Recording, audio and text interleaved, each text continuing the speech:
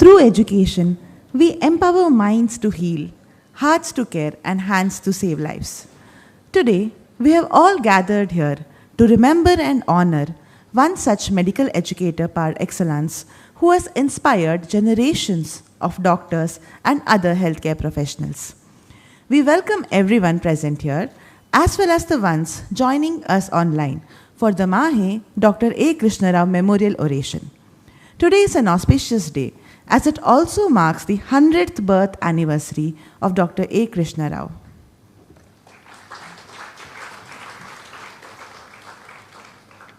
Dr. A Krishna Rao sir was one of the first faculties of Kasturba Medical College, Manipal, laying the strong foundation for our esteemed institute. He served as the Dean of Kasturba Medical College for 22 eventful years, which helped KMC scale greater heights. Even after his retirement, he continued to passionately teach and help to build the medical education department. The MAHE Dr. A Krishna Rao Memorial Oration is organized every year by Department of Medical Education, Kasturba Medical College, Manipal, as a tribute to one of the finest teachers in KMC Manipal, Dr. A Krishna Rao. And we, Dr. Simit Verma and Dr. Prithvishri Ravindra, are privileged to host this special occasion. This year, the MAHE Dr. A Krishna Rao Memorial Oration will be rendered by an eminent medical educationist, Dr. Avinash Nivritti Supe. Dr. Avinash is a consultant GI surgeon, Zen Hospital, Mumbai, Director, Clinical Governance, Hinduja Hospital, Mumbai, Emeritus Professor of Surgical Gastroenterology and Medical Education, Sage GS Medical College, Mumbai. Dear Sir, we invite you to deliver the oration lecture, Artificial Intelligence in Medicine. Over to you, sir.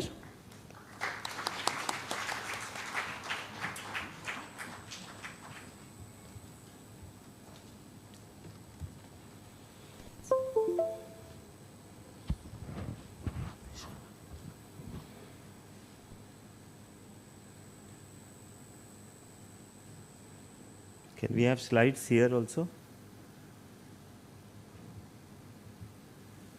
Sure. Can somebody just make slides here? I'll just try it again. Just give me a minute.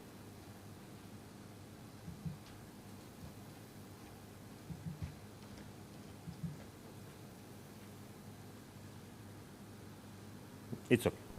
It's not coming there. It's okay. Thank you so much. I think respected all seniors, dignitaries, and all faculty members and students. It's a really honor for me to be here. I always feel that MAHE has been one of the top institutions in India, and giving a prestigious oration like this has been a great honor in my career. I would really like to thank Dr. Ramnarayan, who has not been my guru. He has taught us during our early days about medical education. He took a lot of workshops for us. Dr. Kirtana, Kasturba Medical College team.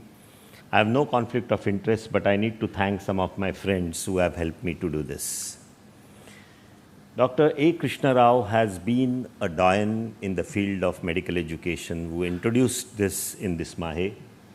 I'm sure he was a pioneer, great writer, was known for his simplicity, commitment, and courteous nature. He contributed immensely to medical education field by implementing news of teaching, and he was the one who showed the path to the medical education in this particular institution. So I would like to pay my respect, especially on his 100th kind of an anniversary, and I feel, his centenary, and I feel this is something which is honor for me. Steve Jobs' market research and iPhone. Our task is to read things that are not yet on the page. That's what Steve Jobs said. People don't know what they want until you show it to them. That's why I never rely on marketing research. Our task is to read things that are not yet on the page. This is what he said when he introduced iPhone in 2007. And iPhone 2007 was a life-changing event for every one of us, because today we use all smartphones. If smartphones were not there, the kind of mobiles we are using and now we are using have been totally different. So Steve Jobs showed us the way. So what will shape the clinical practice in future? If you really look at it, there are 4 things. disinformation, pseudoscience, technology, and changing doctor-patient relationship. So today I'm going to concentrate mainly on the technology aspect. I'm sure we can talk on others. So we have changed a lot.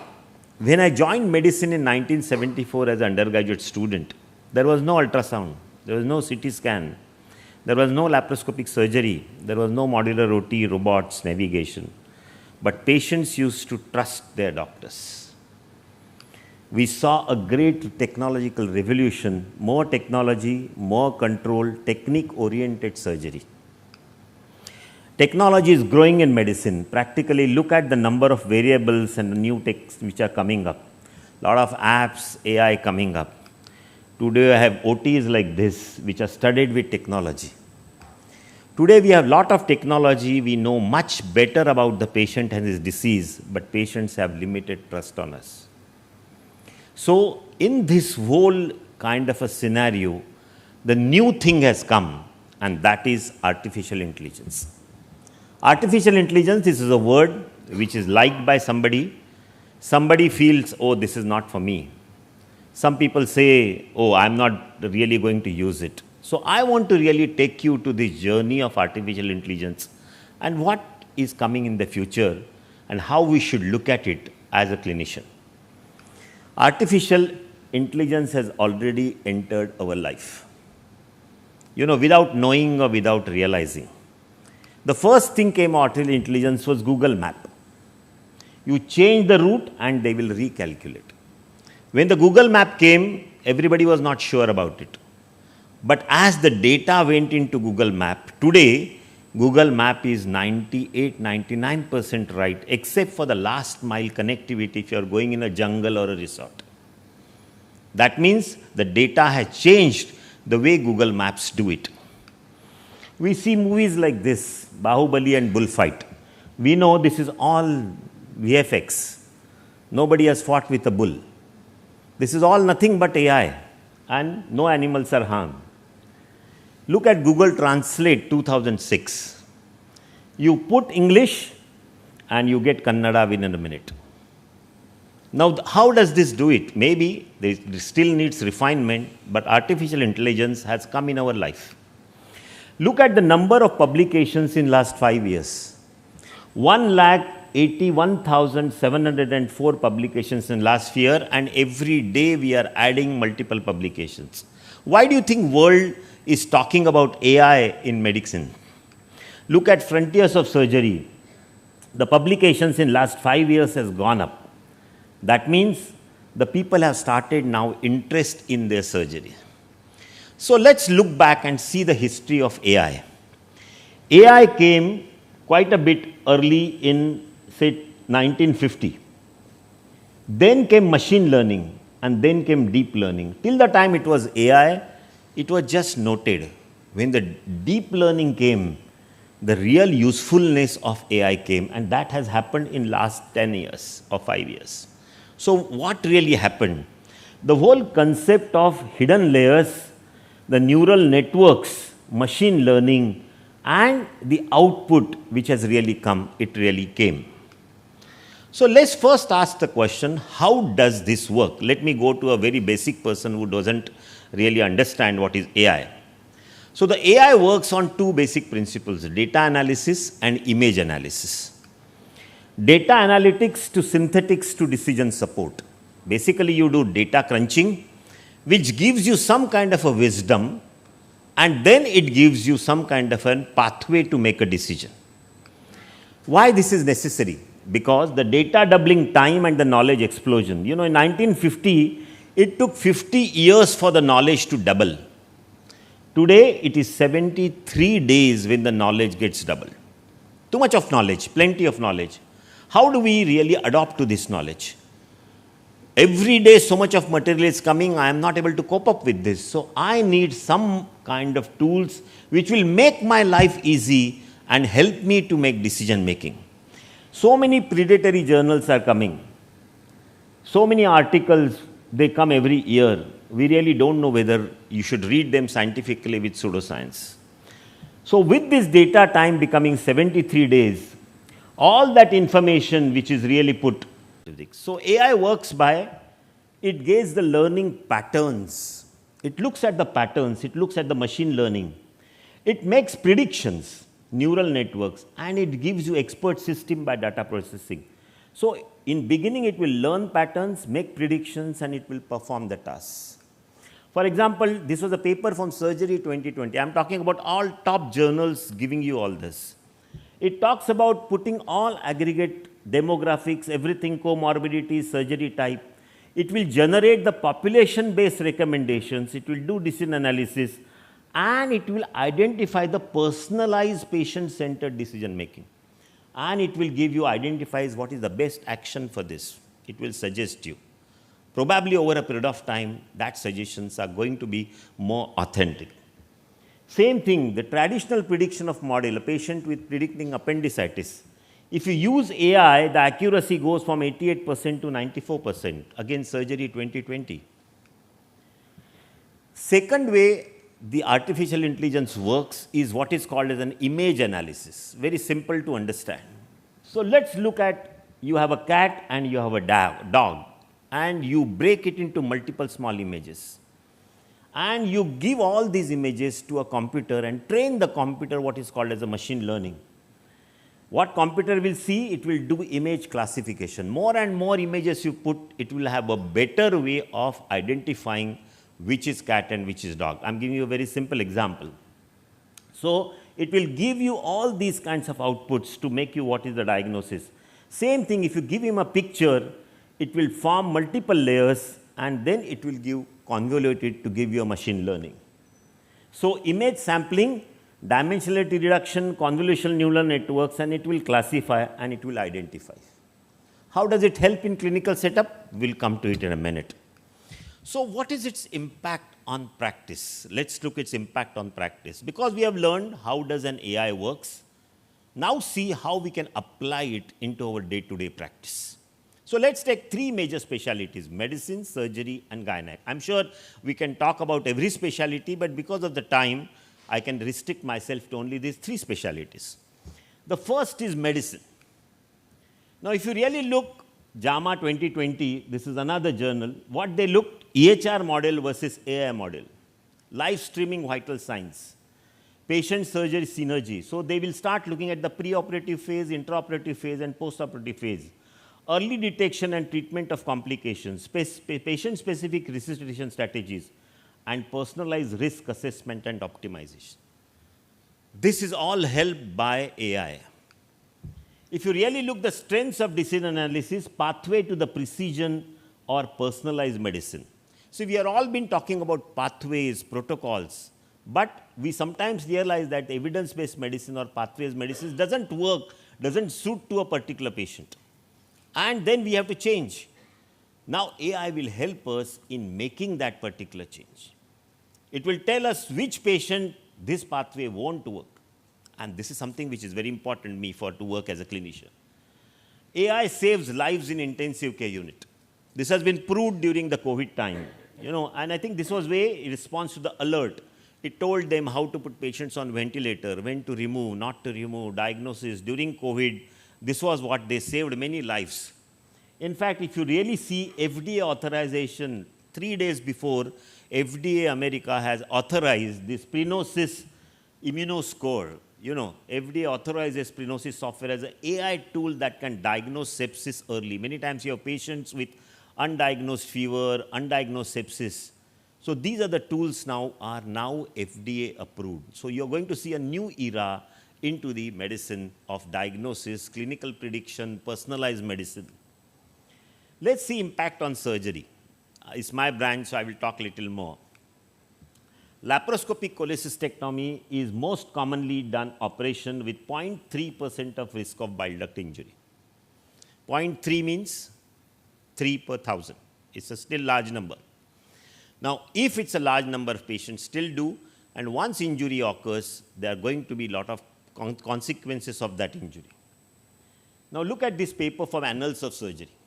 This is April 2021. They said machine learning for surgical phase recognition. What did they do? 2,254 abstracts and 35 full texts. They put the whole data into the systematic review, and they found this machine learning. They put a data input, they found out multiple phases, and they found out how people do a laparoscopic cholecystectomy, what are the variations, and they created some kind of a model. So AI will help you to predict difficulty, guide you on port placements, layering of tissues and dissections, and steps of surgery. In fact, if you really look in laparoscopic surgery, the most important aspect is what is called as a critical view of safety. That means at the time of surgery, if you are able to demonstrate the cystic duct and the artery, then I'm sure you have convincingly said that there is no likely injury to the bile duct. Now, once you said that, once you have, now somebody is operating alone in a periphery, how does he get a confidence that I have achieved CVS correctly? So what did they do? They used this computational analysis and modeling of medical activities. They give lot of data to the computer and made it possible whether pass or fail. You know, they put this data and they said, okay, many data of this particular critical view of safety. And then they say, this is what is pass, this is what is fail. Now, there is an app called Cholecystectomy AI app. This is on my mobile. Now, once you register that mobile, you can just take a picture of your screen and it will tell you whether it's pass or fail. Currently, this is the stage. It gives you clinical, surgical, and legal support. It builds the confidence of the surgeons and gives them that, okay, you have not done adequately, you have done adequately. Predicting difficulty and port placements based on the body characteristics. You know, many times when you are doing laparoscopic surgery, one port wrongly placed can make your life miserable. And I've seen many people making this mistake and then struggling throughout the surgery because one port was above or below or laterally. Now, if you understand the body predictability, body characteristics, and the pathology, AI can really tell you, based on your instrumentation, it can tell you where you should put your. So what you are weighing in judgment now can be done with AI. Now, there's something called the intraoperative holography navigation. You can create a complete bile duct close by, and it will create it. This is again surgery April 2022. It will tell you completely 3D printings. You know, I don't talk about 3D printings are very commonly done today, but it will give you holography. The new Apple, which is being launched next year, is all holographic. There will be no screen. You are doing all this. You are just removing that file and doing it. It's all being done with holography. The whole idea is that we are changing towards this, and we should be aware of this. This is again, you know, where is the likely bleed point, and it will gather that kind of point. So real-time decision making in a surgical spine patient, you know, you have an input layer, and it will continuously learning by collection of data. So you can know probability of surgical success, prediction of cost and payments. All this can be easily learned in these patients. Is surgical Alexa future? I really don't know. The Mayo Clinic, few days before, last 2 years before, they launched what is called as a medical Alexa. I don't know, in future, in every OT, there will be a surgical Alexa. So where I'm in difficulty, I will ask, Alexa, what should I do? Suggest me whether I should put a fifth port, increase CO2 pressure, or do a subtotal cholecystectomy. The day is not very far, I must tell you this. What is the impact of practice on gynec and obstetrics? Now, if you look, this is from Massachusetts Journal, you know, one of the top from the Boston. Sperm morphology grading app, and they created this app, and they published that summary of applications of AI in IVF laboratory. From measure the sperm morphology to access oocyte quality to expand the imaging and AI options. See how much of complete change they have done. Now, the whole AI has changed the way IVF is done. What was done by judgment now is done with precision. If you really look, detecting and classifying lesions in mammography with deep learning. You know, there is now an international evaluation of AI system for breast cancer screening. All of us have seen during COVID time, the chest X-rays were done with AI. But today we have international classification, evaluation system of AI for breast cancer screening. AI and amniotic fluid calculation, artificial intelligence based automatic amniotic fluid measurement program using deep learning. You can easily know, if you see artificial intelligence knows how much is the fluid and when is the likely image analysis, and machine learning can be applied to fetal MRI finding to predict the need for postnatal CSF diversion. You can do it. This is JAMA Pediatrics 2020. And look at the kind of, they did 2 cohorts, discovery cohort with replication cohort. And when they started using AI, 95% specificity, the specificity improved with 5 or 9%. In fact, artificial intelligence can predict preterm births in 94% accuracy, estimated fetal weight, gestation age, predicting successful vaginal delivery, and many more. And these are all recent papers from OGA Science from 2022.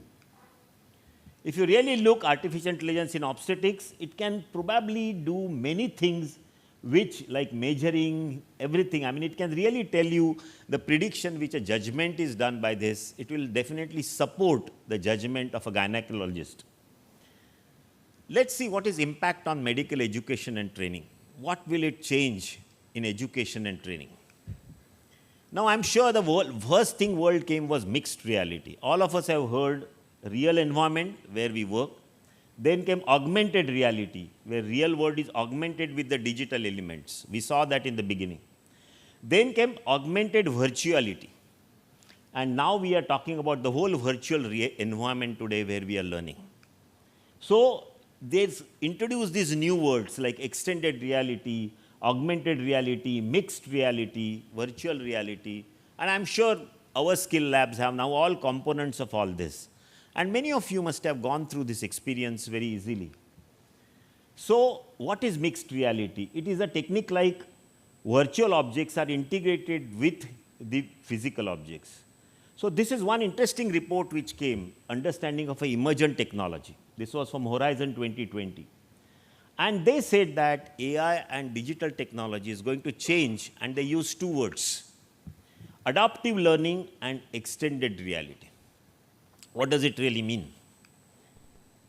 Placement. The ureter is closest to the pink zone. The rectum is closest to the red zone. So our green zone in the midline is the one with the greatest safety zone with both the ureter and rectum at safe distances. Well done. In what direction would you place the suture? Speak the color of the correct arrow. When we're placing sutures, our area of maximal control is the entry point. So we're going to put our entry point from lateral to medial, as that's going to be closest to the ureter. So what does it really tell you? It tells you there's a girl who is trying to learn surgery on a virtual reality, and she is getting a feedback. For example, he wants to do, how do I avoid injury to the ureter? Unless she gets proficient into this, she will not be allowed to go into surgical fields. Now that's a very high level of, one of my friends' son got admitted in, got admission into Mayo Clinic as a surgery. 2 months before he joined the residency, he got a kit in his hand. He had to do video of his all basic surgical skills. He had to send it to his teacher. And there was a complete discussion on things. So by the time he went, he had become already proficient into the basic surgical skills. So the idea is today we are using remote learning, online learning, virtual reality to see that our resident skills are increased to such a level before they enter the patient any kind of a laparoscopy, because it is ethically absolutely necessary today.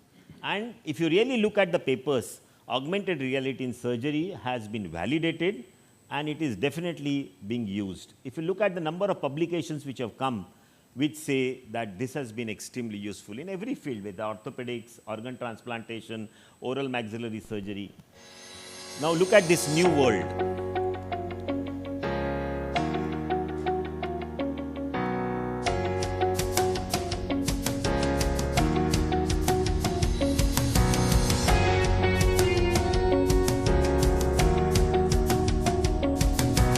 Now if I tell you that the person here is on Singapore, other is in Germany, and third is in London.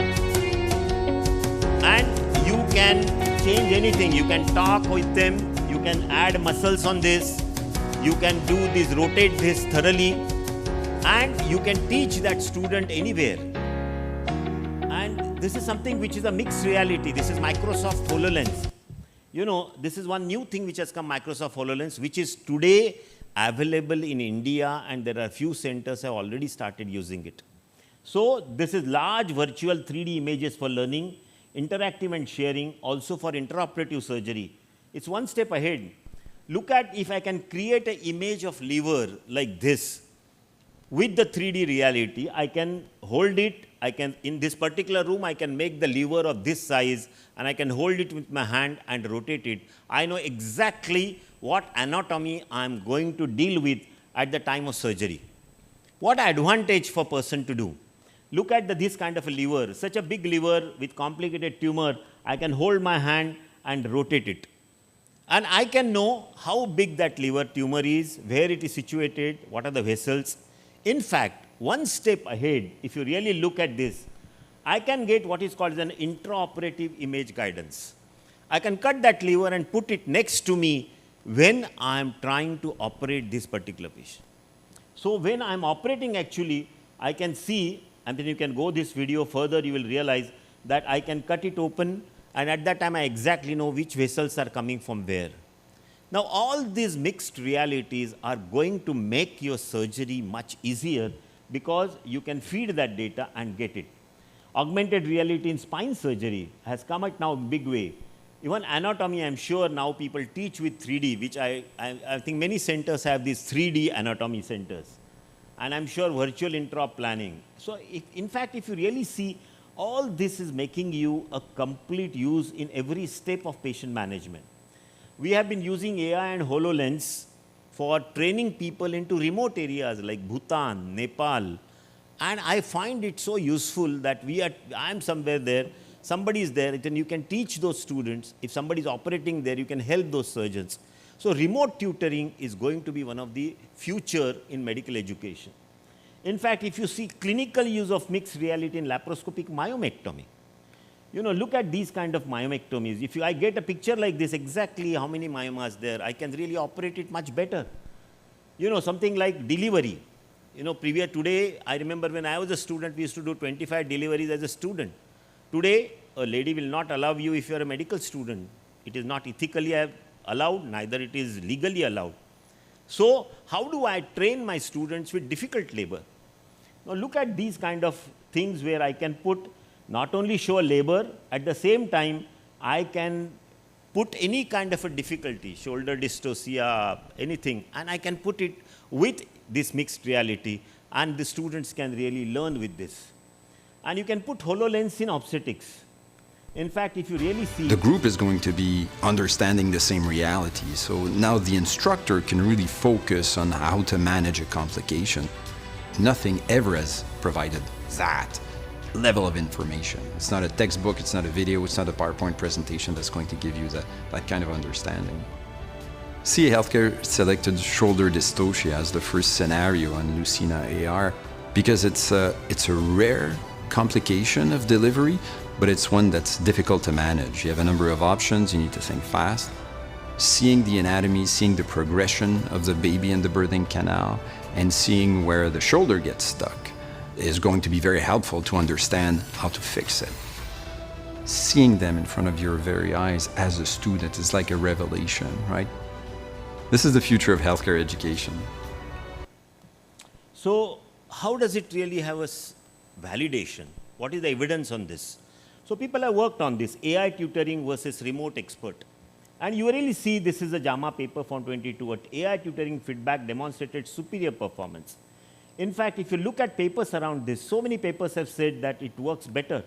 In fact, if there's an improved performance with something called as a learning analytics, the new thing today is learning analytics. You know, previously I used to see a student and I used to judge him, okay, his hand is good. And I say, okay, he is better, he's a better surgeon, but this was all judgmental. Do I analyze him in more details? Yes, nowadays you would like to go more details. You know, look at this paper from surgical endoscopy. It used convolutional neural networks, and it looked at every aspect. It looks at anatomy detection. What they do, they put all the unlabeled lab videos of that student.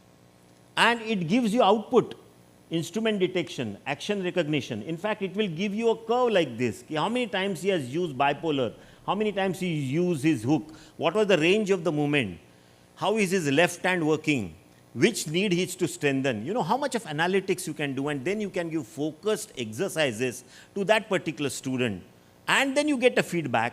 The quality and precision of his training is much better. Now, this is only possible if not only by judgment, but what is called as a learning analytics. And that is what is something we should all involve. And this is all with AI has been used for communication skills all over. The way I speak, the prose, pauses, it will give you all feedback when we really speak. In fact, we published a book which you can download on AI in medical education. It's a free download from this particular Pothi, that site. And I'm sure you can download this book and read about this book. The new thing came in the market was ChatGPT, and I'm sure OpenAI. In last 1.5 years it came. Everybody is a little scared. But you should really use this for your teaching learning. And in fact, today evening, I'm going to workshop is purely on how teachers should use ChatGPT and AI to make their life easy. I think it's important for us to use these tools to make our life easy rather than get scared of this life. You know, things like what is generation AI? I'm sure audio, video, images, text, videos. In fact, you can create PPTs with AI. So, way ahead with artificial intelligence. How we are going to go ahead with artificial intelligence? There are current applications of AI from everything, from embryo selection to predicting death in a hospital. I'm sure there are hundreds of applications. Analytics is most important. Today, many of you must be wearing some health wearables. Many of you will be having an Apple Watch or electronic watch. Somebody has a CGM. I can control your sugar from somewhere remote. You know, you can know where is your, I'm sure they know when is your surge. I mean, all these are so easily possible today to know from remote. And many of you are using all this with Bluetooth. And now today, if I have my sugar, I can know on my smartphone what is the trend of my sugar. It measures my sugar 208 times and without really a prick. So what is called as a metaverse and digital health? You know, today, I'm sure it was in 19th century, it was X-ray based. Then we started talking about low density city. Then we started talking about a 3D city, high density city. Then came AR, VR and AR. And now we are talking about the nodule diagnosis system. So we have completely changed the way we make a diagnosis. And this is called as a metaverse. And so if you really look the story, AI came in a big way and people had a inflated in expectations somewhere in early, but it did not deliver that way. But then there was a dip. But today, there is a plateau of productivity. People have now started working. So when the deep learning came and convolutional networks came, there was some application which came. So today, we are in an era of applying AI into practice. So let's look for the next 10 years and find out how we use it more effectively. So autonomous surgical robots. So what is the future? AI will probably help you for everything, preoperative planning, intraoperative guidance, surgical robots. There could be ethical and legal issues for privacy of the patient data. It will also tell you about supervised learning, 3D shaping, and all these aspects it will tell you, depth estimation, visual odometry. What I was surprised, how the curriculums change. My 11-year-old granddaughter came to me asking me, can you explain me this chapter of ethics in AI? And I must tell you, she is in a school. I mean, if all schools have changed, that they are now talking about ethics of artificial intelligence, I think you should know how the new generation is looking at it. So not only we should know advantages, we should know disadvantages and limitations, but we should also know the ethical and legal issues with AI. And if the young generation can do it from 6th standard, I think it's time that we should look at this AI more carefully. So medical profession is advancing rapidly. Some degree of expertise in focus area is must for tomorrow. Technology and data analytics are game changers, upskill networking and communication. So the last question I want to answer is, will AI replace physicians? You have a question in a mind, will I be replaced? Will the need of doctors be less with AI? And I'm sure I can see the faces talking. If AI comes, will I really be replaced? Will my need, my importance will go down? Anyway, we are finding too many medical colleges, 718 today. Too many doctors are coming out, plus AI. What will happen to the medical profession? That's what everybody is thinking. So let me ask you two questions. Will AI replace humans and clinicians? And I think, what do you all think? Yes or no? How many say yes? And how many say no? I think there are a fair number of people say, and probably that's the right answer. So AI is not a magic. Hello? Hello? Anyway. So AI is not a magic bullet that fixes every problem. Are you ready to fly with a human pilot? Or you're ready to fly with pilots, less kind of an aeroplane? Very nice, actually, movie was there, you know, Sully. I don't know how many of you see. So this fellow who had landed in Hudson. The airline industry has got the AI about 15 years before. Today they can play a plane without a pilot. But do they still play it? No. Would you be sitting in that plane where there is no pilot? Probably not. So the whole question here is a human element which comes into this. So we need today not only a radiologist, but we need a radiologist with skills of AI. So today we need a physician with skills of AI. We are not going to get replaced, but maybe our life is going to get better with AI. So whose life will get better and whose life will not get? So I think we should look at a framework of specialty. This is a very interesting slide I read about one of the papers. It says that there are some tasks which we do are repetitive. A large part of the job is same every day. And there are some tasks we do creative. In our clinical life, we go on doing it. There are some tasks which are data-based. That means there's a lot of data we use. And then some tasks where they're interaction-based, where we talk with patients, we talk and everything. So what they did, they divided specialties into these 4 categories. And they said, okay, this is what they said, will digital health technology replace physicians? Interaction-based versus data-based and repetitive versus creative. And what they came out with this, where there are repetitive tasks, it will be replaced by AI. Space for creative tools like dermatology, radiology, and ophthalmology. There are some aspects of it will be like, say, evaluating X-ray, MRI, that will be taken away by radiologists. There are some specialties which are not affected, where there is a lot of interaction and not repetition, like psychiatry, neurology, general practice, endocrinology. They are so patient-specific like psychiatry. Very rarely it will get affected by AI.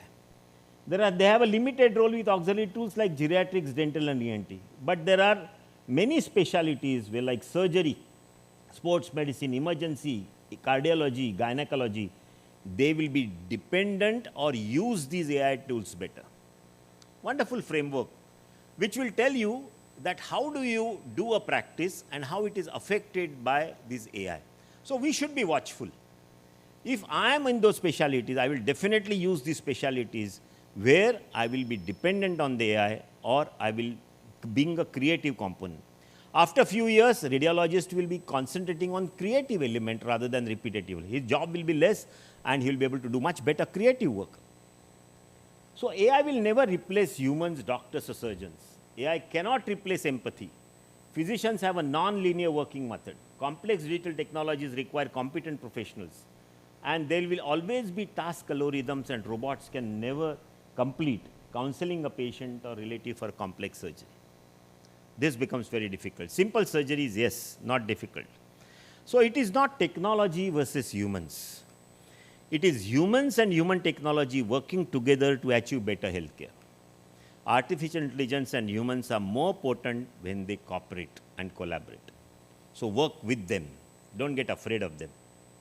So the next question I want to ask you is, what is the surest way to get Nobel Prize? And 48 out of 92 Nobel laureates had a mentor who was a Nobel laureate. So find a good mentor.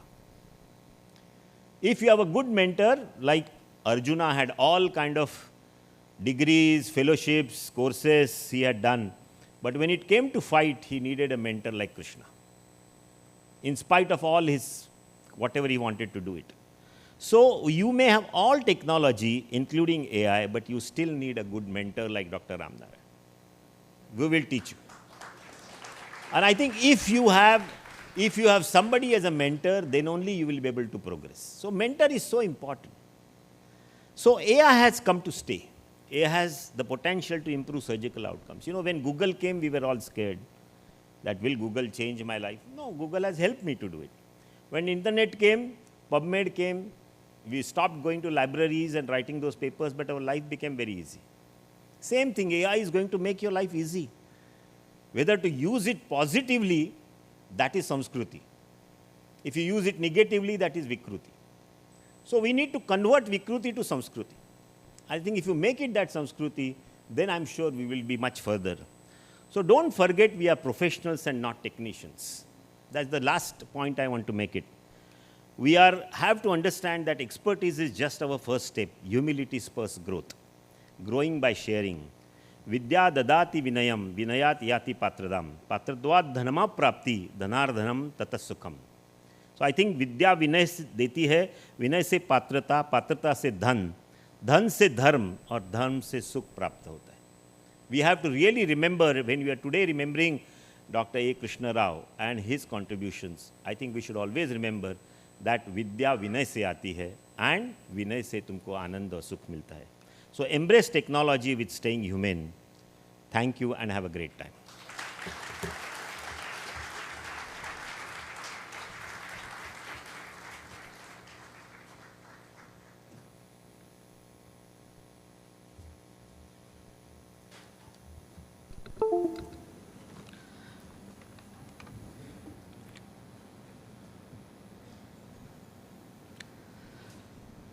Thank you, sir, for your enlightening lecture. This oration will serve a roadmap for integrating artificial intelligence more extensively into our daily practice. As per the tradition, we won't invite questions, but you may kindly note it down. Faculty who want to further interact can join for the workshop at Department of Medical Education at 2 p.m. We will now be starting the award ceremony with an invocation to God. I request the audience to remain seated. I invite Ms. Devyani, first year medical student, to deliver the invocation dance.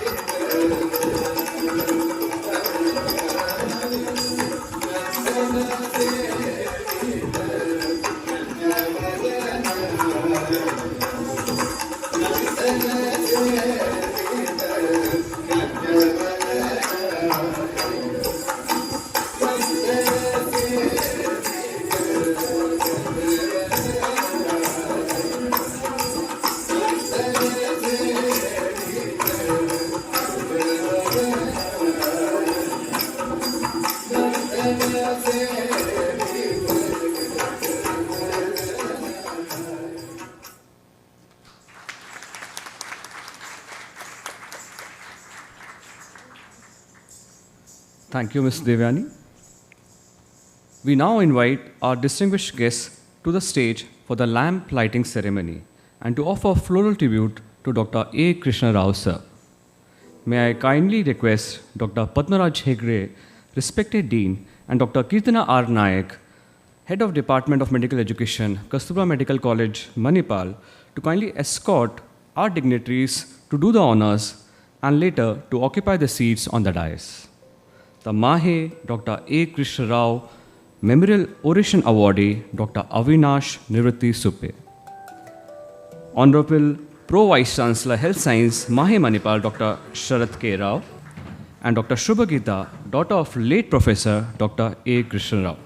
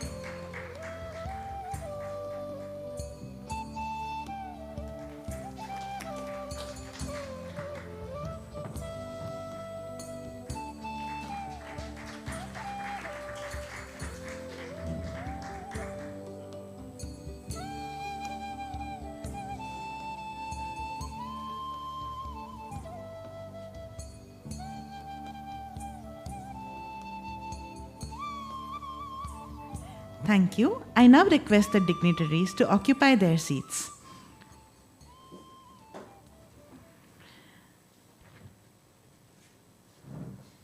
I request our beloved Dean, Dr. Padmaraj Hegde, to welcome the gathering.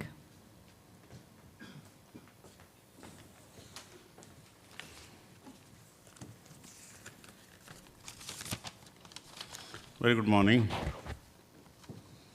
Quote, artificial intelligence in the future is the future, comma, not only for Russia, but all the humankind. It comes with colossal opportunities, but also threats that are difficult to predict. Whoever becomes the leader in this sphere will become the ruler of the world, unquote. Putin.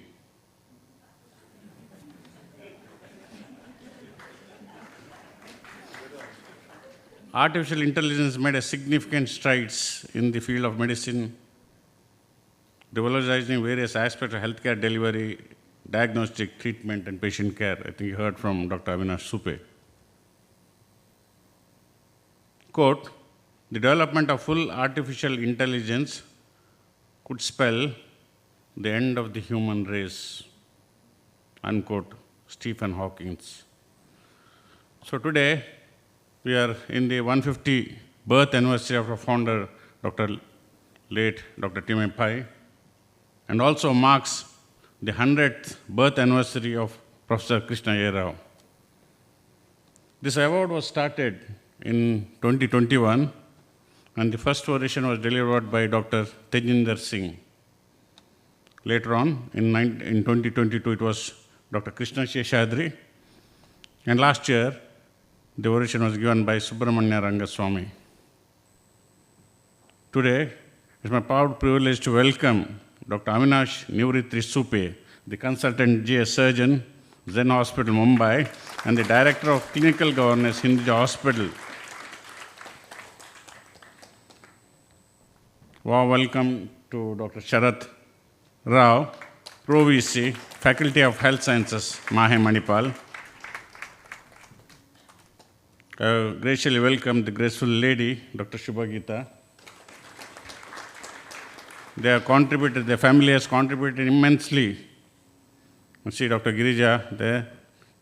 Madam, you have contributed immensely and generously to start this endowment.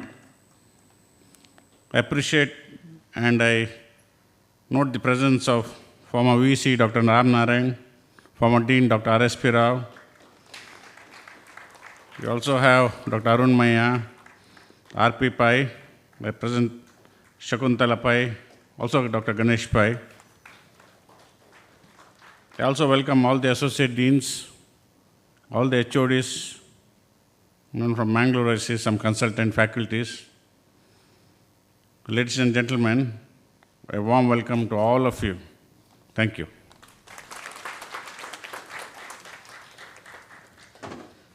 Thank you, sir. I request our Honorable Pro Vice Chancellor Health Science, MAHE Manipal, Dr. Sharat K. Rao, sir, to release the special video tribute to Dr. A. Krishna Rao, sir, on the auspicious occasion of his 100th birth anniversary.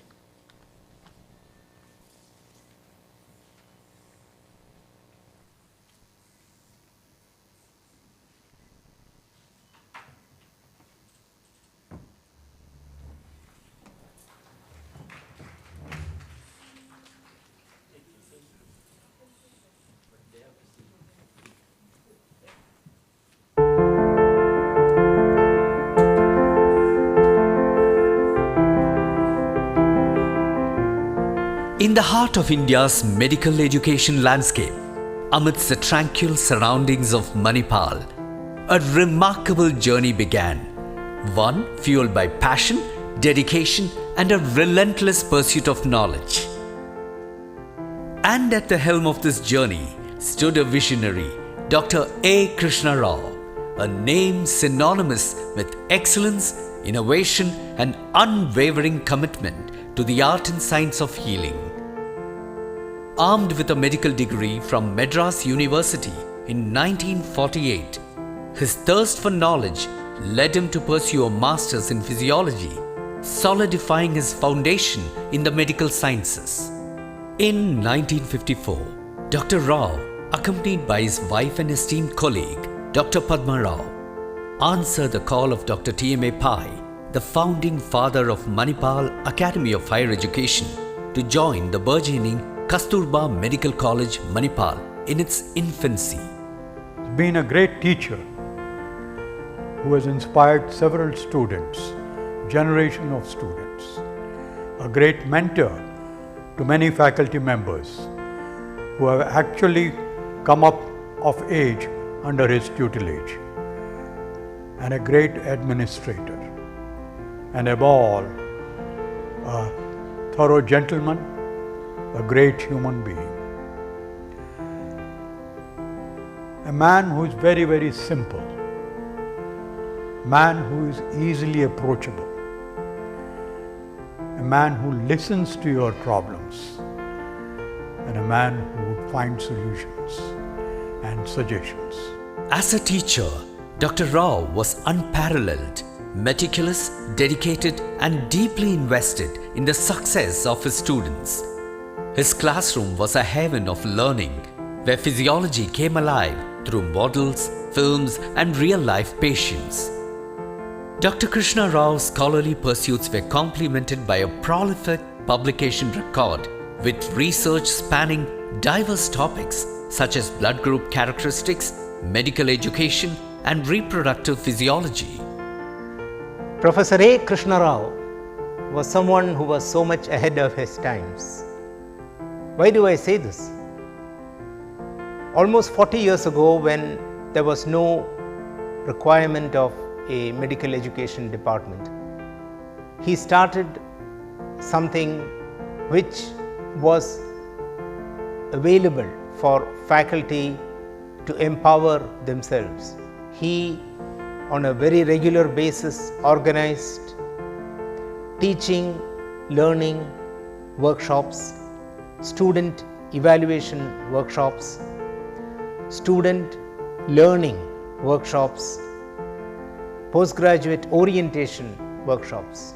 Now, these were significant at that time because today these form the basis of many of the requirements of regulatory bodies for training faculty.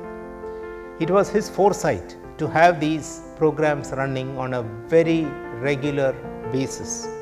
He played pivotal roles in shaping medical education policies and standards at both regional and national levels. He has trained innumerable faculty members and students through hundreds of workshops. Upon his retirement in 1985, Dr. A. Krishna Rao ascended to a new realm of influence. Entrusted with the mantle of steering the development of Department of Medical Education, he embarked on a mission to nurture the minds of future educators. We loved what he's doing, and we loved the way he mentored almost all of us. If you really see all the people who were there in that core group, every one of them, in their own way, they became academic leaders in different settings with their own individual styles. And that's what makes Professor Krishna Rao a unique mentor. A mentor who mentored people, allowed people to have their own individuality and also be able to express themselves in their own way without him expecting others to be clones of himself. Dr. Rao's efforts rippled beyond state borders, reaching the shores of Kerala and Tamil Nadu, where his message found fertile ground. A seminal paper presented to the esteemed Indian Medical Council served as a catalyst, igniting a spark of recognition. This spark soon engulfed the Medical Council of India, inspiring a paradigm shift in their approach to medical education. Dr. Rao laid the groundwork for the establishment of departments of medical education in countless medical colleges across the nation. Dr. A. Krishna Rao, fondly known as Tata or Tataji by his students, leaves behind a legacy of wisdom, kindness, and profound impact. He's a man of great qualities. He's a voracious reader. He can talk about any topic, talk to people of any age group, no discrimination of caste, creed, or religion, and he has very great qualities. He's a man of integrity, simple man, very calm, and goodness. And he has this thirst for knowledge and was always willing to learn something new even at the age of 90, which was admirable. He has been a doting husband, a loving father, and a great grandfather, and a wonderful great-grandfather. His grandchildren remember him for his patience. They remember him for how they would sit around him and he would tell them stories, read books to them. They remember him when they come back from school, feeding them while we were busy in the hospital.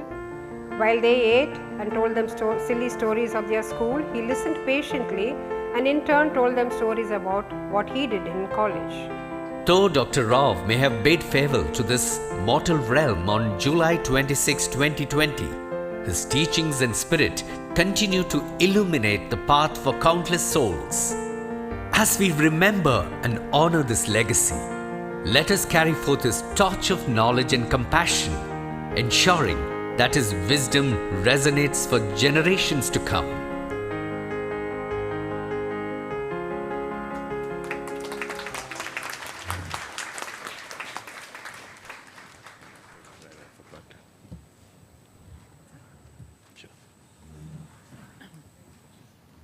After that special video tribute, we now invite our chief guest, our Honorable Pro Vice Chancellor Health Sciences, Dr. Dr A Rao, to address the gathering.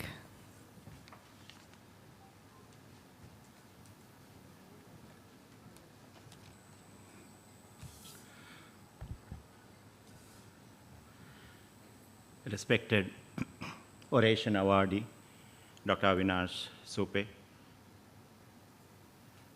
Dr. Shubhagita, Dean Dr. Padmaraj, Dr. Kirtana, former Vice Chancellor Dr. Ram Narayan, former Dean Dr. R.S.P. Rao, Dr. Ganesh Pai, other dignitaries. It's an honor and privilege for me to be the chief guest of this function, especially being the 100th birth anniversary of Dr. A Krishna Rao. He was the Dean of KMC for 20 years. I don't think this is a record even now surpassed, not only in India and all over the world. 20 years of deanship in the infancy of the college.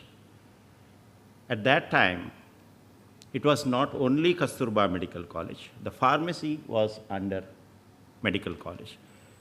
Dental was under medical college for some time. Allied health science, nursing, and what we call life science. All these were under one umbrella of Kasturba Medical College. And all these grew into individual institutions later. That shows the quality of a man who administered these departments for 20 years and the growth they had, which made them become individual departments or institutes later. As we said earlier, he was a very much loved teacher. He was very passionate about medical education. He started medical education department again, first time in India. He is a visionary because today NMC thinks that every college should have a medical education department and that should control the curriculum of medicine. He trained many teachers to excel in teaching. His vision was not only imparting knowledge, but also creating new knowledge, creating new ways to inculcate the existing knowledge. He was the epitome of dedication.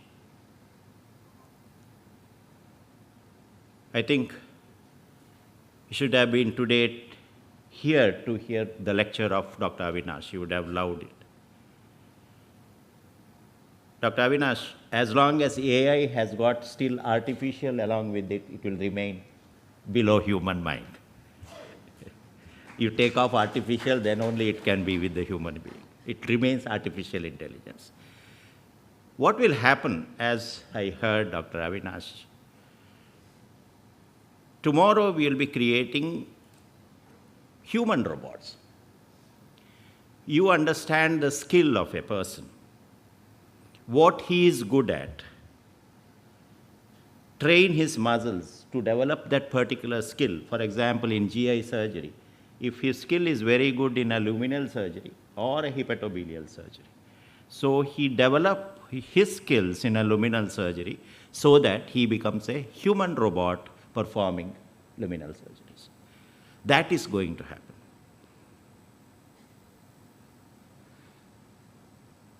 Thank you, Dr. Kirtana, for getting Dr. Avinash here for this function. The family of Dr. A Krishna Rao, after his death, along with MAHE, started two new ventures. One,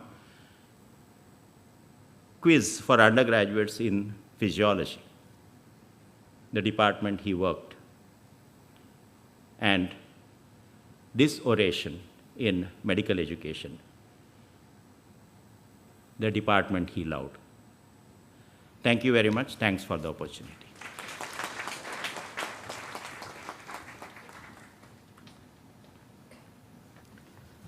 Thank you, sir. Dr. A. Krishna Rao was exceptional in every role entrusted to him. Besides being an outstanding educator, he was a devoted spouse, father, and family member. May I now invite Dr. Shobha Gita, daughter of late Professor Dr. A. Krishna Rao, sir, to bring forth her reflections on the occasion.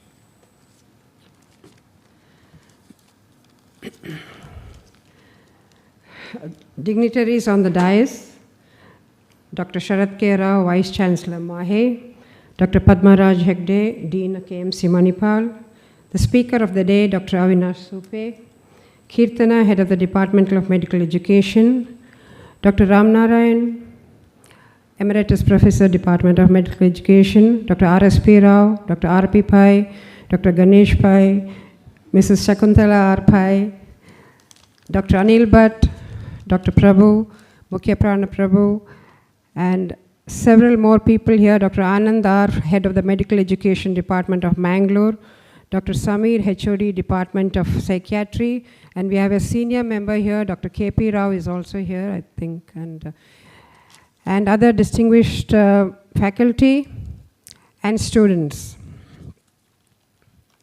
I think you're seeing too much of me, first virtually, and now I'm here again standing in front of you.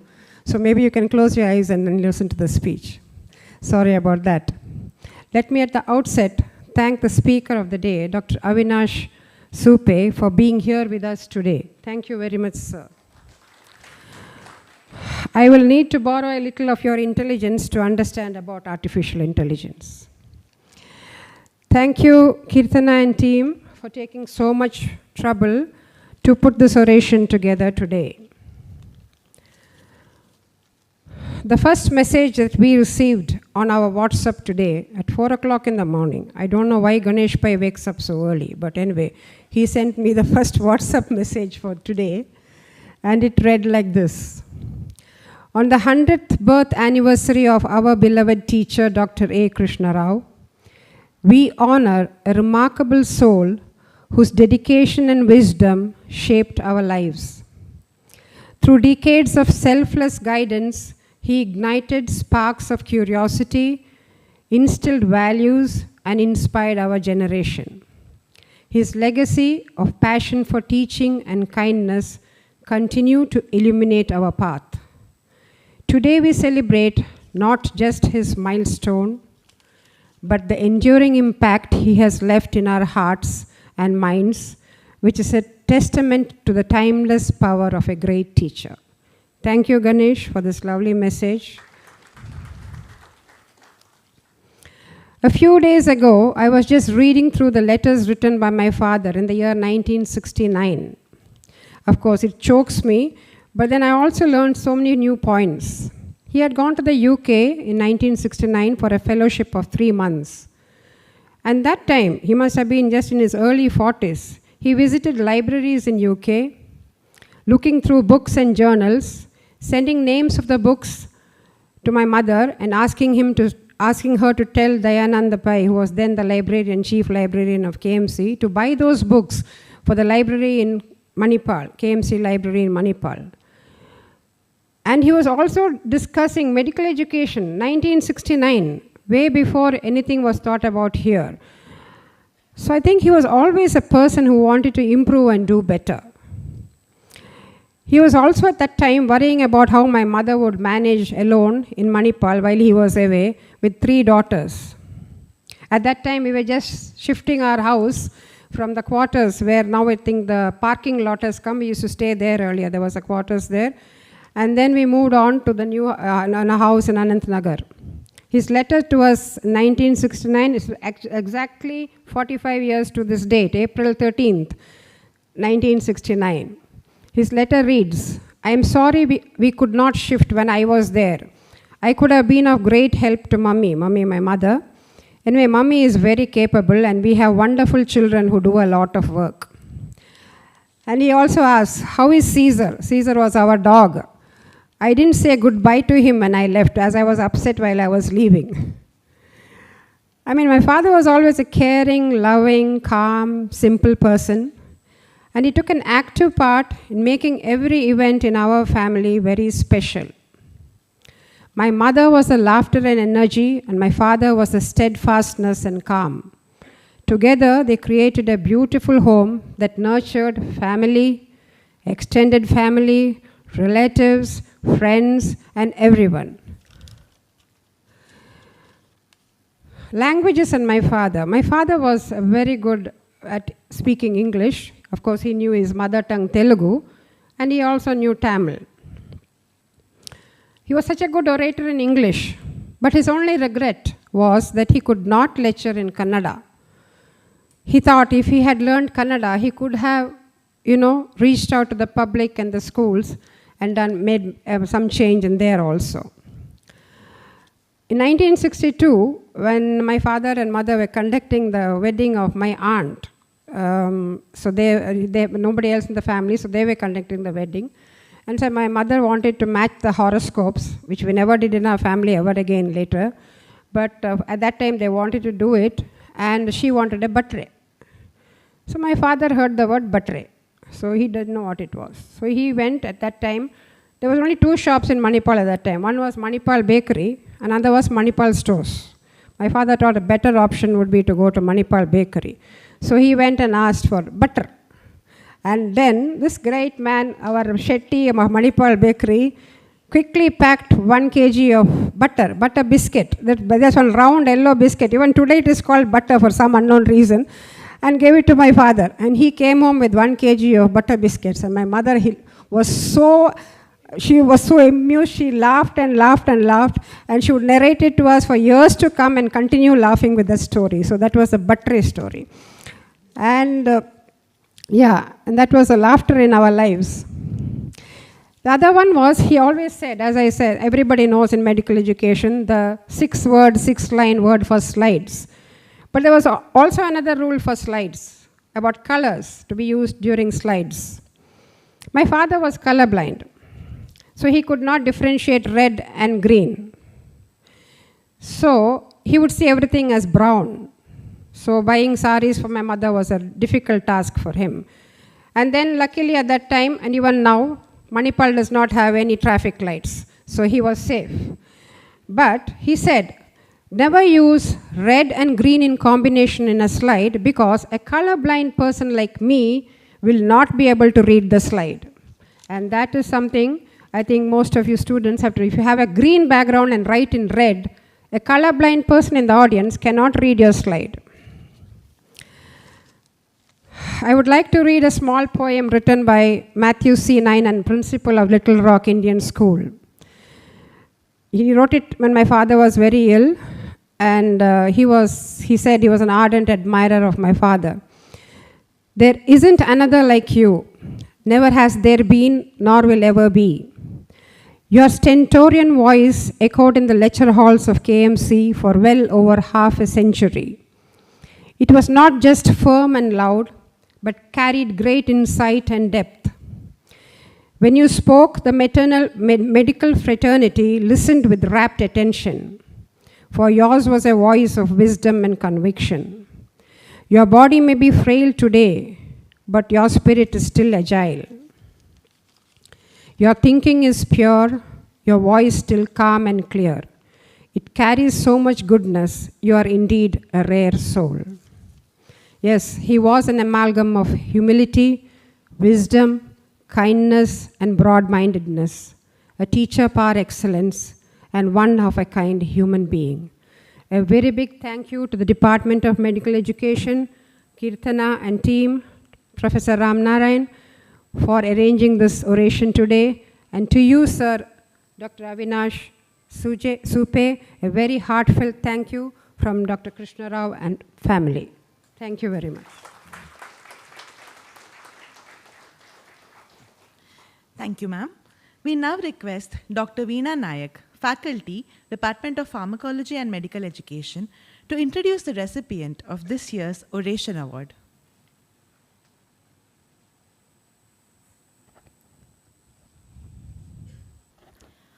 अज्ञानतिमिरान्धस्य ज्ञानाञ्जनशलाकया चक्षुरिन्मीलितं येन तस्मै गुरुवे नमः.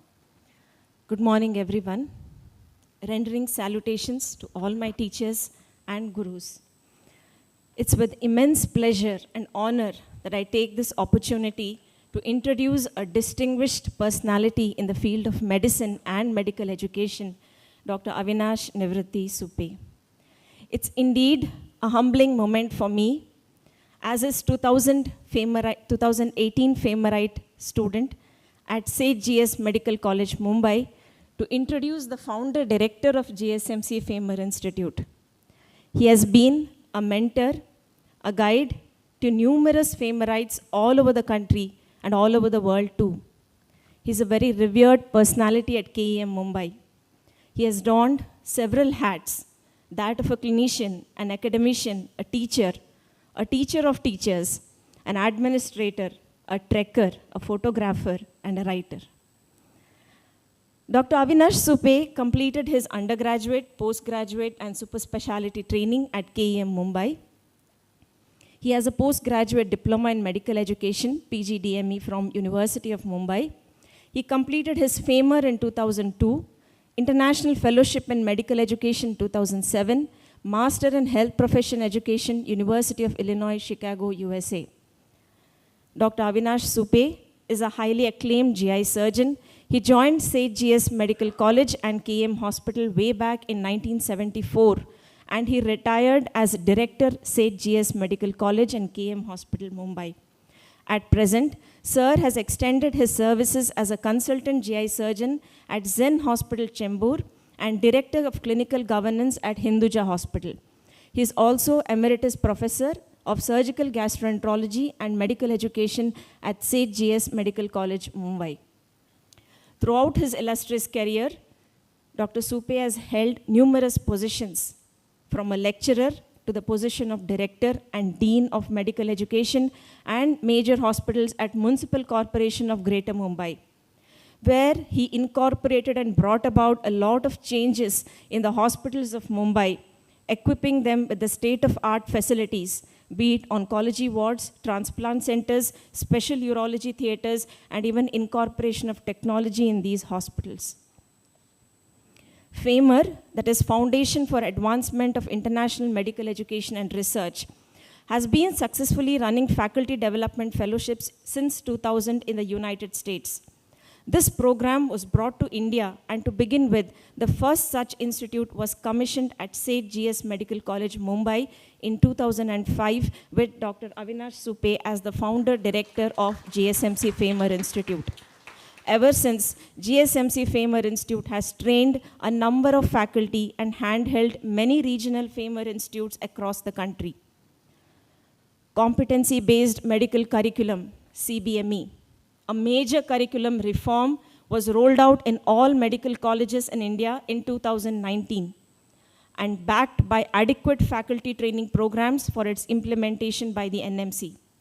Dr. Avinash Supe was the chairman of the expert group of the Board of Governors, National Medical Commission. You must have all seen Sir's name on top of the list in the NMC booklets on the CBME curriculum.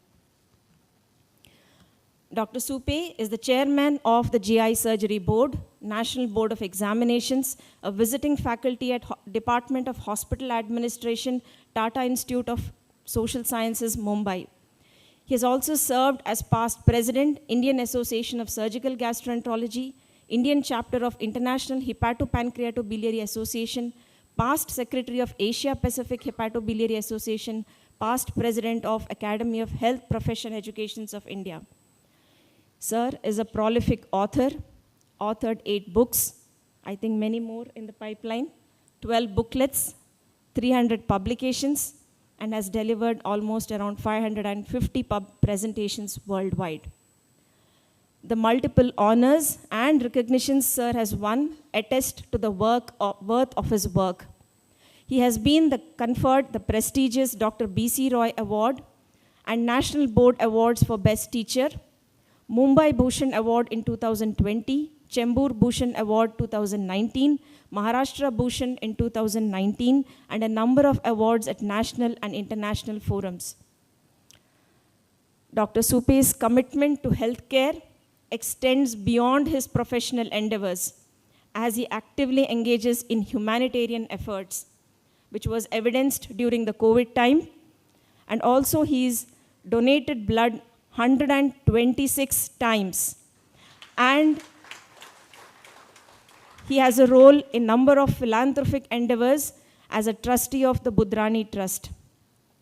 In addition to his professional achievements, Dr. Supe is an avid adventurer with a passion for trekking and hiking to destinations ranging from Himalayas to Antarctica. He is the honorary member of the Photographic Society of India for his passion and contribution towards wildlife, nature, and medical photography. Please join me in welcoming Dr. Avinash Nivriti Supe, a visionary leader, invaluable asset to the medical fraternity, who will be receiving the Dr. Krishna Rao Oration Award for the year 2024. Thank you. Thank you, ma'am. We kindly request Dr. Avinash sir to come forward and occupy the seat in the front.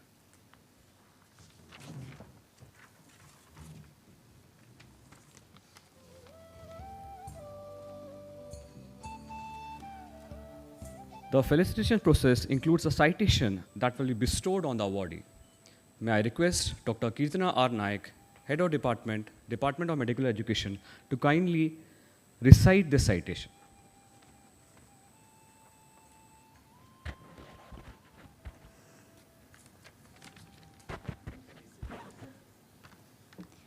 We, the Department of Medical Education, Kasturba Medical College, Manipal, gratefully acknowledge and appreciate your presence and involvement in rendering the MAHE Dr. A Krishna Rao Memorial Oration on 10th of April 2024 in Manipal. With your passion and enthusiasm as a medical educator, faculty development programs and fellowships soar to newer heights. As an avid educator and teacher, novel ideas and innovative approaches continue to emerge from you for the benefit of teachers in health professions. Moreover, as an accomplished and gifted GI surgeon and a nationally reputed faculty in the field of GI surgery, you have contributed immensely in this domain for its spectacular advancement. May your illustrious career continue to inspire and mentor many more in the years ahead. We congratulate and wish you abundant happiness, robust health, and even more fulfilling attainments in the future. Best wishes to you, sir.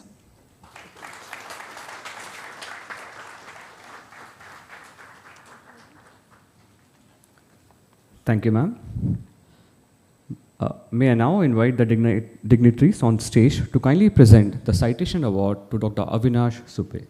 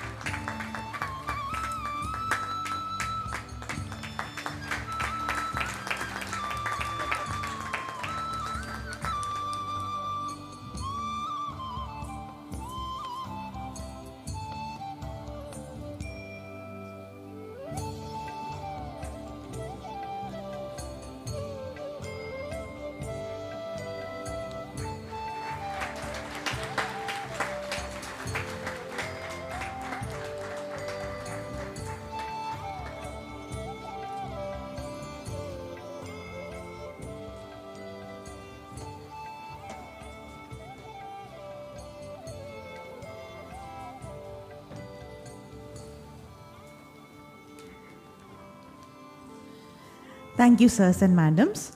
And as a response to the citation, may I now invite Dr. Avinash Supe, the awardee of MAHE Dr. A Krishna Rao Memorial Oration Award 2024, to address the gathering.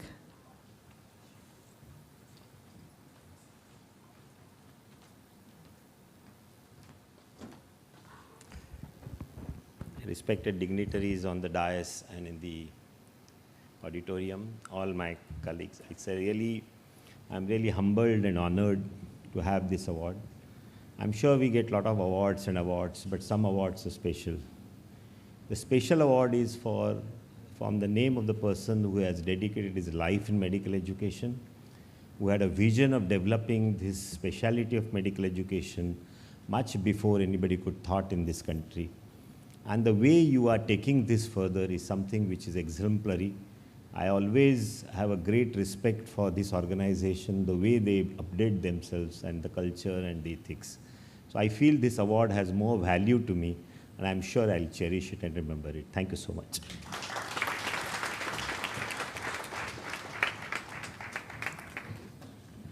Thank you, sir. We request our Associate Dean and Faculty of Medical Education, Dr. Krishna Nand Prabhu, sir, to deliver the vote of thanks.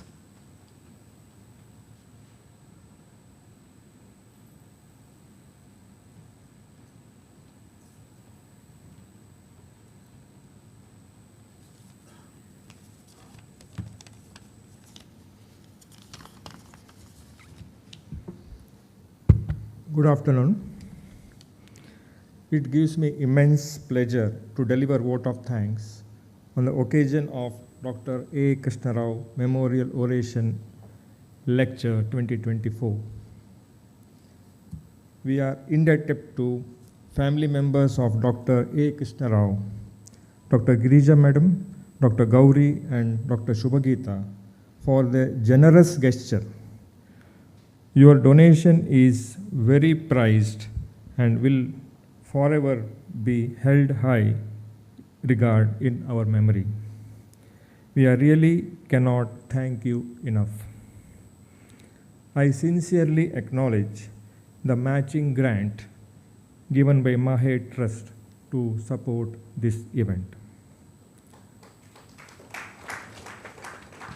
We would like to thank Dr. Avinash Supe for accepting our invitation and this award. I am sure your remarkable depth of understanding of the subject made the lecture an exceptionally stimulating and informative one and will have a significant impact on every person present here today. Thank you, sir. I would like to express my profound gratitude to our Pro Vice Chancellor, Health Sciences, MAHE Manipal, Dr. Sharath K. Rao, for his inspiring address as a chief guest and wholehearted support for the program. My deep appreciation to former Vice Chancellor Dr. Ram Narayan and former Dean Dr. R.S.P. Rao for gracing the occasion. I sincerely thank our Dean Dr. Padmaraj Hegde for welcoming the gathering and his constant guidance in execution of this program. I thank Dr. Veena Naik for introducing the awardee. I am grateful to Dr. Kirtana Naik, HOD Medical Education, for giving the citation of this award. A hearty thanks to all invited guests, faculty and students for attending this oration. I thank all faculty members of medical education for their support in the conduct of this event. Support in the provision of facilities by IT department, chiffon wheels and audiovisual is very much appreciated. Thank you one and all. Thank you, sir. With this, we have come to the end of MAHE Dr. A Krishna Rao Memorial Oration. Let's aspire to mirror and create a lasting impact through strong work ethics, selfless dedication to service, unwavering commitment following the footsteps of Professor Dr. A Krishna Rao. A gentle reminder regarding the workshop on how to use ChatGPT and AI for health professionals with our resource person, Dr. Avinash Supe, today afternoon at 2 p.m. at Medical Education Department, 2nd floor Health Sciences Building. Now we request everyone to join us for lunch that has been arranged outside the hall. Thank you.